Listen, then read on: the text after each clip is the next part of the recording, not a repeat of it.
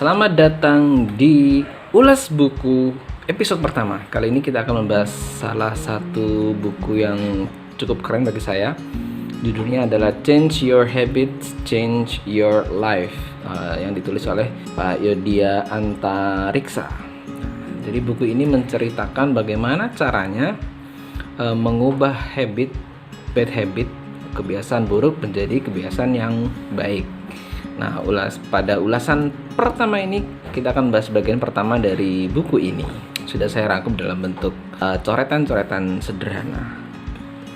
Pada bagian pertama dari buku ini, Pak Yodhya Antariksa sempat menyinggung tentang takdir kita, nasib kita ditentukan oleh habit yang kita bangun. Sekali lagi, takdir kita itu tergantung dari habit yang kita bangun, karena dari habit ini akan menjadi karakter, akan menjadi behavior, dan akhirnya membentuk diri kita seperti apa.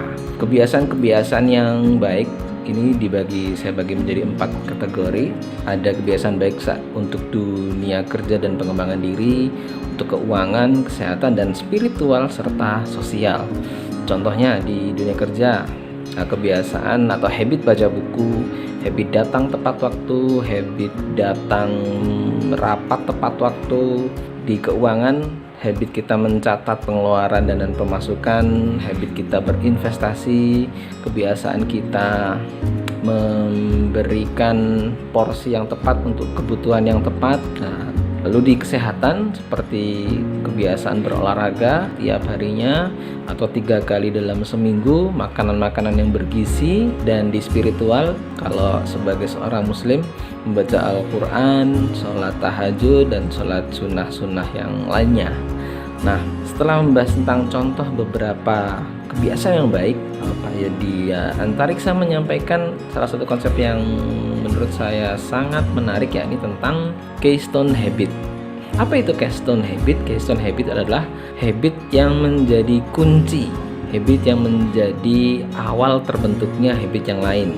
Contoh, saat kita bisa berhasil membangun kebiasaan olahraga yang cukup, maka bisa jadi akan membentuk kebiasaan atau akan memudahkan terbentuknya kebiasaan baik yang lainnya. Proses pembentukan kebiasaan-kebiasaan lain dari satu kebiasaan yang kita bangun, proses ini disebut dengan spillover habit.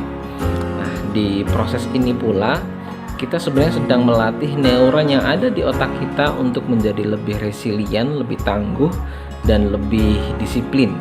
Seperti halnya otot yang kita latih dengan olahraga, yang semakin kuat saat semakin sering kita latihkan. Sama, habit kita akan menjadi behavior yang bagus saat kita mampu melatihnya rutin dan tekun. Nah, ini disebut dengan brain plasticity.